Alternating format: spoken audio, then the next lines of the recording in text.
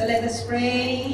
Salamat po, Ama, sa oras po na ito, O God, na minsan pa, Panginoon, kami po ay makikinig, O Diyos, ng inyong pong mga salita. Dalangin po namin ang inyong pong pangunguna, O God, at patuloy na pagtuturo, Panginoon, sa bawat isa po sa amin. Dalangin namin that you will open, Lord, yung aming pong mga eyes, yung aming pong mga understanding, Panginoon, upang sa ganun, O Diyos, ay aming pong makita, maunawaan, Panginoon, lahat ng inyong pong mga panukala sa amin sa gabi ko na ito. May taas ka man, patuloy na madakila sa lahat ng panahon. In Jesus' name.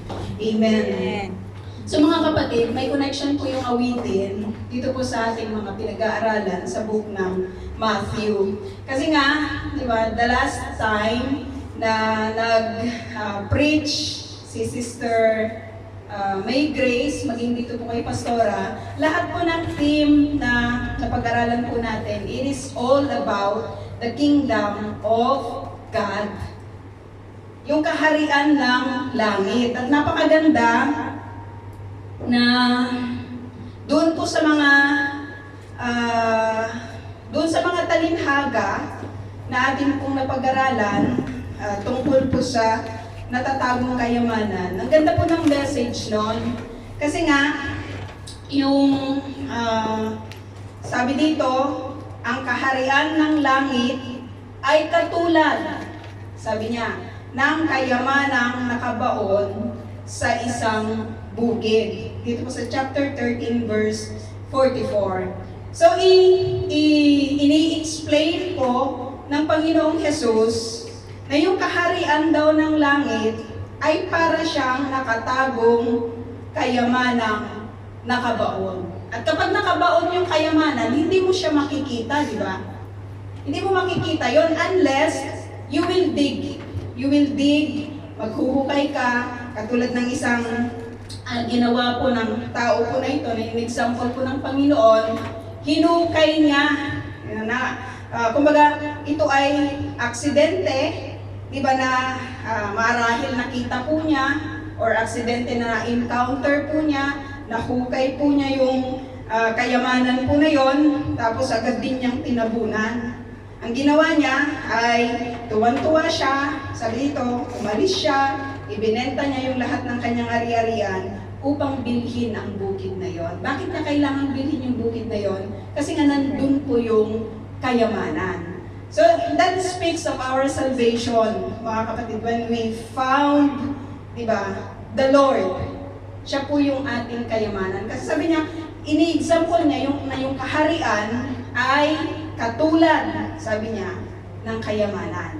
Kapag nakita na natin yung kaharian ng Diyos, nakilala na natin yung King, walang iba kundi ang Panginoong Jesus, it is already a treasure. Diba? Ipagpapalit mo yung lahat. Ibebenta mo yung lahat. Makuha mo lang yung kayamanan na ito. Diba?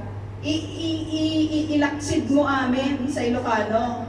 Kumbaga, wawalain mo yung lahat. Ito na yung mas higit na priority mo, yung kingdom ng heaven. At yung pangalawa naman, dito, dito sa natatagong yaman, marahil hindi ka nagsisik eh. Tulad ko, hindi ako nagsisik that time. Pero dahil sa kakulitan ng kaibigan ko dati, umattend po ako doon po sa fellowship na yun. And I encounter yung songs na to, tapos yung preaching ng worker. Hindi ko naman ninais yun eh. Pero accidentally, I found it. I heard it. At yun, nagpakilala po ang Panginoon sa akin. So katulad po ng tao nito, hindi sa kanya yung lupain. Diba? Nakita lang niya, nahukay niya yung kayamanan na yun, kaya ipinagpalit niya yung lahat ng kanyang ari-arian, makuha lang yung kingdom na to. Ito po ba yung ating heart? Diba? Ito po ba yung puso ng bawat isa po sa atin? Ito namang isa, naghahanap siya. Isa siyang negosyante. Diba? Hinahanap niya yung mamahaling perlas. At nung nahanap niya, marahil ito naman yung tao na puno ng problema, gusto niyang makilala po yung Panginoon, natry niya na lahat, yung Scientology, natry na lahat yung mga yoga, natry niya na lahat yung Marahil naging Buddhist na siya, naging Cantonese na siya, di ba? Or naging Muslim na siya, naging Taoism na siya, di ba? Marami na siyang mga nasubukan, marahil. Katulad din po natin, nung tayo pinaghahanap sa Panginoon, marami tayong sinubukan. Diba? Pero nung natagpuan natin yung tunay na king na nagmamay-ari po doon sa kingdom, anong ginawa ng negosyante na ito? Ganon din ang kanyang ginawa. Pinagpili niya yung lahat, makita lang, di ba? Mag-vote niya lang, makuha lang niya yung mamahaling perlas na ito. So yung kingdom ng heaven, mga kapatid, sinasabi po ng Lord, it is a precious thing. Very precious siya. Kaya kailangan sa isang tao na naghahanap po sa Panginoon ay iingatan po ito. Nakahanda po ba ang bawat isa po sa atin na tatalikdan yung lahat ng bagay, ma-preserve lang yung ating pwesto sa kaharian ng langit. Ganun po kahalaga yung kingdom ng ating po Panginoon. So dito, nakita rin po natin na nag-example din po ang Panginoong Jesus ng tungkol po sa lambat. Yung lambat marami nang nakuha. Marami ng mga isda. Sabi dito, yung nakuha po doon sa lambat na iyon. Lamang, nakita po natin na may selection. Hindi lahat pupunta sa kingdom. Hindi lahat pupunta sa kaharian ng langit. May selection. At sinasabi ko dito, yung mga magagandang isda, ihihiwalay mula doon po sa masama. Yung mga masasamang isda, yun po yung ihahagis, sabi dito, sa naglalagablab na apoy. Sila yung hindi mapipili. Kahit naman sa literal na di ba, pangingisda, sino po sa inyo yung may job ng pangingisda? Di ba? Hindi mo pipiliin yung yung sira-sira ng isda, di ba? Hindi mo pipiliin yung isda na patay na. Diba? Lumaki na yung lahat-lahat, lumuwa na yung mata, yung hasang hindi mo na mahawakan, hindi mo yung pipiliin. Katulad din po yun sa kingdom ng God, ang pipiliin niya ay kung ano yung maganda at kung ano yung mabuti. So yun po yung mga nakita natin na binanggit, di ba, ng ating Panginoong Jesus. So dito po sa chapter 13, pa rin po tayo, verse 53. Ang sabi po dito, umalis si Jesus mula roon, matapos niyang isalaysay ang mga talinhagang ito. So upon hearing all this explanation ng Lord regarding po sa kingdom niya, regarding sa kung paano po niya itinuro sa kanila yung kahalagahan ng kingdom na ito po ay isang kayamanan, ito po ay isang mamahalin. Pag sinabi mong mamahalin, kapatid, di ba, kahit naman sa isang damit, hindi lang hindi konting pera, di ba, yung kailangan. Maraming sakripisyo yung kakailanganin mo, di ba, para lang makapagpatuloy ka, di ba, makuha mo, mabolt mo yung mamahaling bagay dito.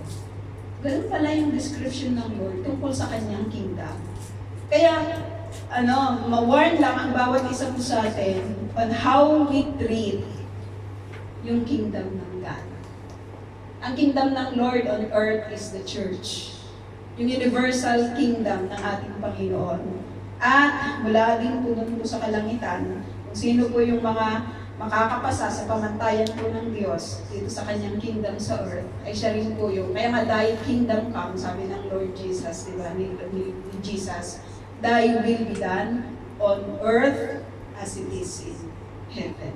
Dito pinipili kung sino po yung mga papasok sa kingdom ng God. So malis si Jesus doon, ano ngayon yung response ng mga tao? Mula po doon po sa mga pagtuturo na kanya pong ginawa. Sabi ni Pastora, meron daw tayong prayer meeting, kaya may bilisan ko. Sabi dito, umuwi siya sa kanyang bayan, saan? Sa Nazaret. At nagturo sa kanilang sinagoga.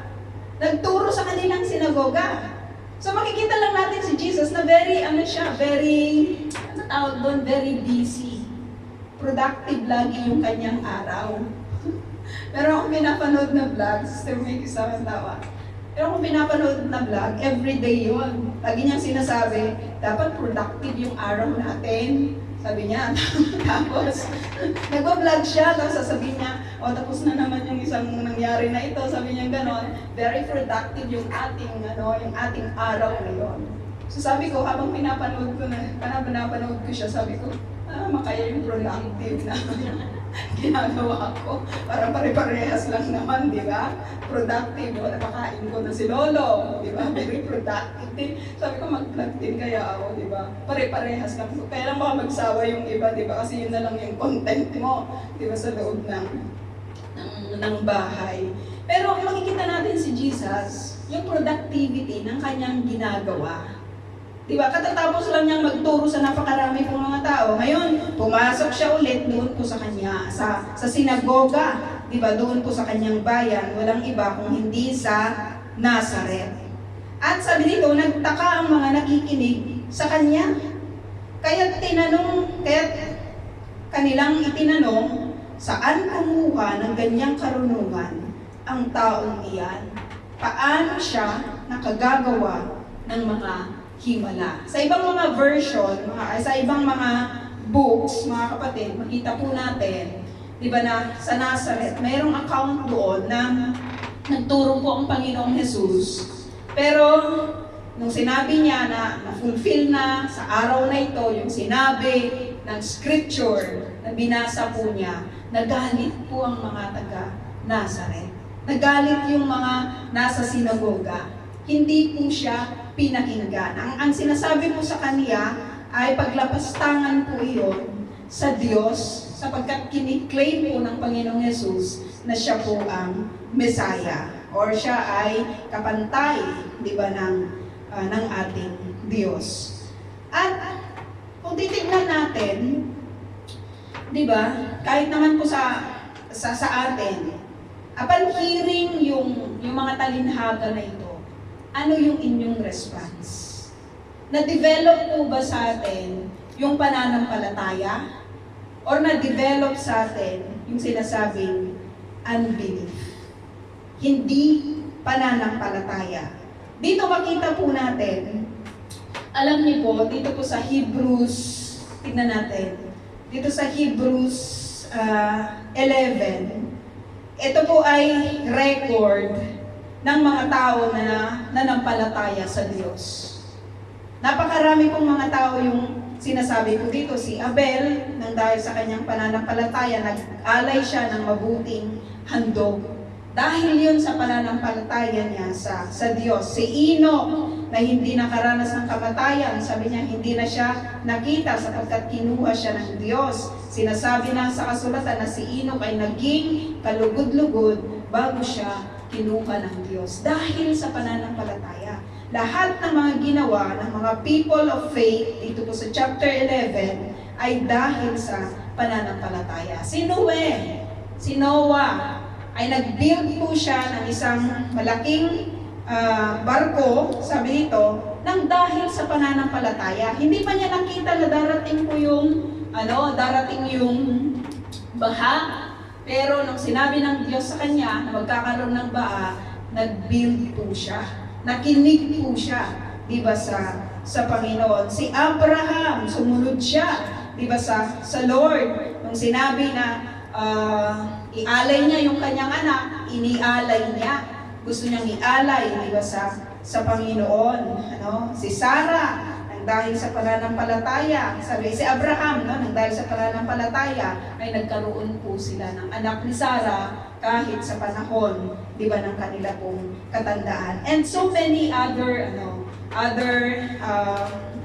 people na kung saan makikita po natin nang dahil sa pananampalataya, sumunod po sila sa Panginoon. Ang tanong doon, meron po ba tayong pananampalataya sa Diyos? Kasi lahat ng pinananampalatayanan, hindi pa nakikita.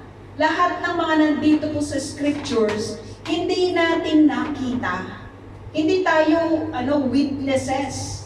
At kahit naman nakita na, itong si Judas, nang dahil doon po sa kanyang unbelief, hindi po siya nakasunod di ba, sa Panginoon. Sino pa yung mga tao ng nang dahil sa kanilang unbelief, hindi po sila nakasunod sa Panginoon. Sa book ng Judges, di ba, ang daming mga tao ang hindi po nakasunod sa Lord kasi hindi sila nagniwala, di ba, sa Panginoon. Ano po ba yung nagagawa ng unbelief?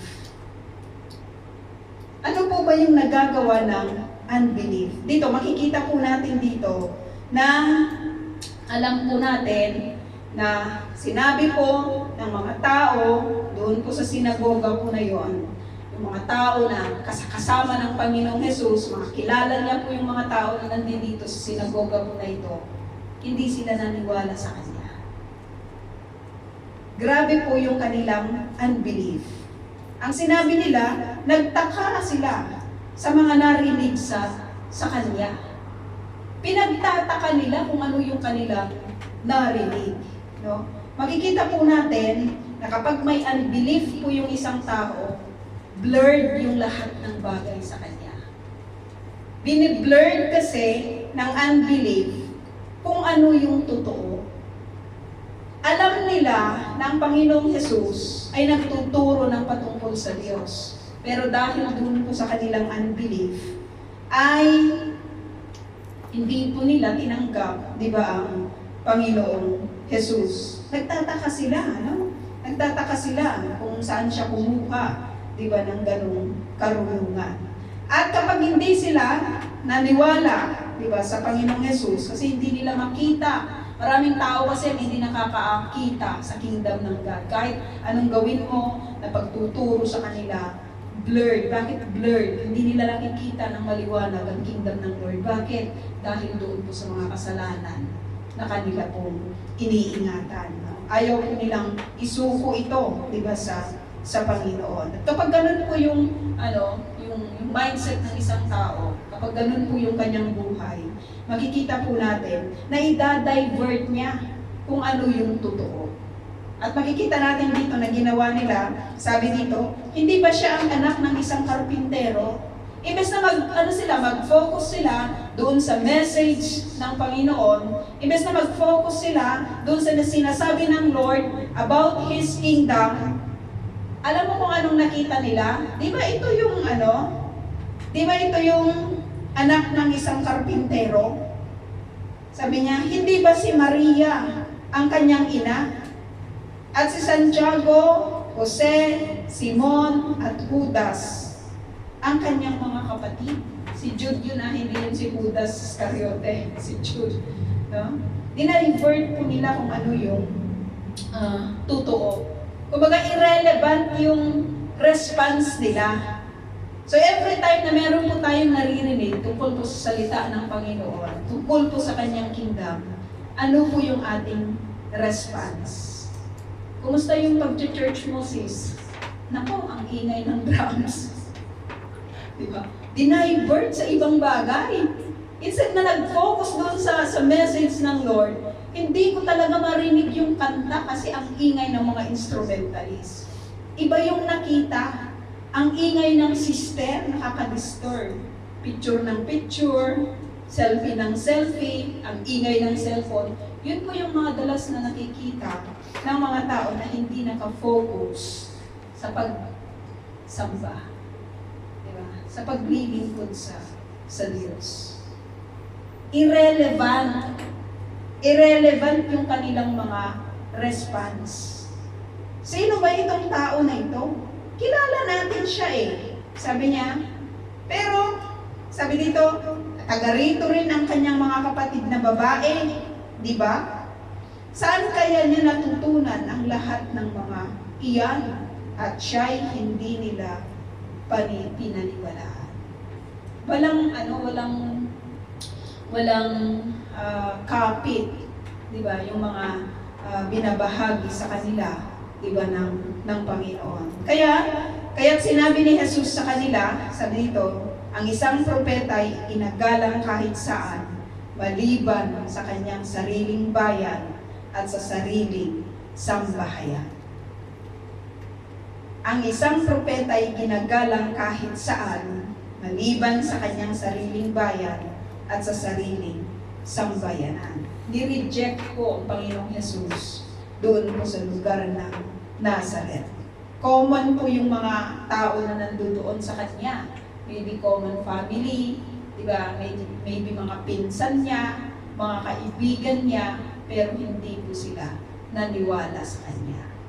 Kaya kung si Jesus hindi pinaniniwalaan, may mga pagkakataon din sa buhay natin na nagbabahagi tayo, pero hindi rin tayo pinaniniwalaan.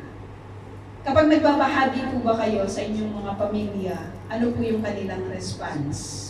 Ano yung madalas po nila na response? No, it will take time sometime. Diba? It will take time. At sa pamamagitan po ng pananampalataya na hindi po natin iiwanan, diba? Katulad po ng Panginoong Yesus na hindi po niya iniwan ang pananampalataya na meron siya.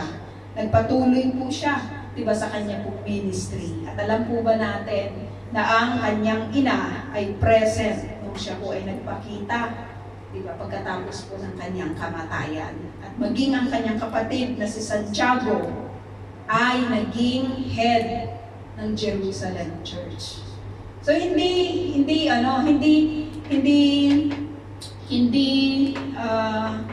nanatili yung kanyang family na hindi naniwala sa kanya.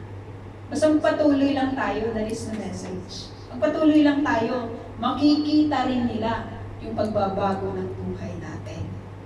Makikita rin nila. Medyo mahirap nga lang pag malayo tayo, di ba? Kasi kahit naman lagi kayong nag-video call, hindi naman nila nababantayan, di ba, yung lahat ng ating ginagawa. Pero magpatuloy lang tayo dahil, sabi dito, sa pananampalataya. At sabi dito, at dahil ayaw nilang maniwala kay Jesus, hindi siya gumawa roon ng maraming himala. So yung unbelief, mga kapatid, is very harmful. Sapagkat kung hindi ka naniniwala, hindi tayo naniniwala sa Panginoong Jesus, hindi natin mararanasan yung himala. Hindi natin mararanasan yung kanyang pagkilos. Paano naman siya kikilos? Hindi ka nga naniniwala. Kumikilos ang Diyos sa mga tao na naniniwala. Kumikilos ang Panginoong Jesus ng kanyang mga himala sa mga tao, especially sa mga tao na naniniwala. May mga instances na gumagawa po siya ng mga miracles and wonders sa isang tao na hindi naniniwala at pagkatapos nun ay yung response ng tao yung kanya po tinitignan. Naniniwala ka ba? Katulad ng isang bulag, di ba? Sabi niya, naniniwala ka ba na mapapagaling kita? Ang sabi ng bulag, opo, naniniwala ako. At siya pinagaling ng Diyos. Ang question po, mga kapatid, sa atin sa gabi mo na ito, naniniwala rin po ba tayo na ang Panginoong Jesus ang siya nating tagapagligtas? Naniniwala po ba tayo na ang Panginoong Jesus siya ang ating Lord? At kung naniniwala po tayo, mahalin po natin ang kanyang gawain. Mahalin natin ang kingdom ng God. So let us pray. Salamat po, God, sa oras po na ito na inyo pong ipinagkaloob, Panginoon, sa amin. Upang minsan pa ay makita namin ang kahalagahan, O God, ng inyo pong kaharian. Dalangin po namin ang bawat isa po sa amin ay huwag mapagod, Panginoon. Huwag titignan, O Diyos, ang mga balakid, ang mga pagsubok, Panginoon, sa buhay na ito. Bagkos, dalangin po namin na ang aming pong pananampalataya ay palagi, O Diyos, na maitataas, Panginoon. Maitataas po yung antas, Panginoon, ng aming pagtitiwala, O God, sa inyo. Maraming salamat na hindi po ninyo kami iniiwan, Panginoon, at hindi po ninyo kami pinababayaan. Dalangin namin ang aming mga buhay ay maisama, Panginoon, sa inyong listahan ng mga tao, Panginoon. Nang dahil sa aming pananampalataya, kami po ay nagpatuloy, kami ay nagtagumpay na lumakad, Panginoon, papunta, O Diyos, sa inyong kaharian. At Ama, nagpapasalamat kami na kayo po yung Diyos namin na nag-iingat sa bawat isa po sa amin. Ano man yung mangyayari sa kapaligiran po namin, ano man yung mangyayari sa mundo po na ito, dalangin namin na hindi po kami bibitaw, O God, sa inyong mga pangako, Panginoon. Hindi po kami bibitaw, O Diyos, sa aming pagkakilala, Panginoon, sa inyo. Hindi po kami mapapagod, Panginoon, sa aming paglilingkod, O God, hanggang sa huling hininga, Panginoon, ng aming pong mga buhay. Dalangin po namin na palakasin po ninyo ang bawat isa po sa amin. Palaging paalala ang inyong pag-ibig, Panginoon. Dalangin namin ang banal niyo pong Espiritu, siyang patuloy na magko-convict sa bawat isa po sa amin every time that we go on sinning, Panginoon. Every time na may mga unbelief po kami, help us in our unbeliefs, Panginoon. Upang sa ganon, O Diyos, ay kami na makita po namin ang kahalagahan, O Diyos, ng lahat ng bagay. Ang pinakamahalaga, ang pinaka-importante, Panginoon, sa buhay na ito ay yung makilala ka, Panginoon. Tanggapin ka, O Diyos, at paglingkuran, Panginoon, sa aming pong mga buhay. We also pray na sa aming pong mga families, O God, patuloy na hawakan po ninyo ang bawat isa, Panginoon, at palagi na patuloy po namin dalangin na sila ay maabot, O Diyos, ang inyong pong mabuting balita, Panginoon, ng kaligtasan. We pray for those people, O Diyos, na inyong pong mga lingkod sa mga lugar na nandoon ang aming pong mga pamilya, na abutin nga po sila, Panginoon, ng mga ito, O God, upang sa ganun ay mapakinggan sa pamamagitan ng hearing, O God, sa pamamagitan ng kanilang pakikinig, O God, sa inyo pong salita ay nade-develop, Panginoon, sa kanila ang pananampalataya. At ang pananampalataya na ito, O Diyos, ang siyang magdadala po sa kanila sa inyo pong kaharian. At nagpapasalamat kami na sa mga oras po na ito, Panginoon, kayo po mula po dyan sa inyong trono, nakikita po ninyo ang bawat isa po sa amin. Kung may nakikita man po kayo sa kalagitnaan namin na punong-puno ng unbelief, O God, dalangin namin ang inyong mga miracles and wonders ang siyang aming ipakita, Panginoon, sa tao po na yon, upang sa ganun makita niya ang katotohanan patungkol sa inyo. At kung doon po sa mga maliliit na pananampalataya, O Diyos, dalangin po namin that you will also work with them, O God, na manangan, O Diyos, hilingin sa inyo, Panginoon, ang kalakihan, O God, ng pananampalataya na ibibigay po ninyo. At maging doon po sa mga kapatid na broken, O God, dahil sa mga sitwasyon sa buhay na ito, dalangin po namin, magpatuloy po sila, ang mga testings po na ito ay gagamitin po namin, O God, upang mapalakas, O Diyos, ang aming pagtitiwala sa inyo. Maraming salamat, Panginoon, sa inyo pong salita. At sa inyo po namin ibinabalik ang lahat ng papuri po sa salamat in Jesus' name. Amen.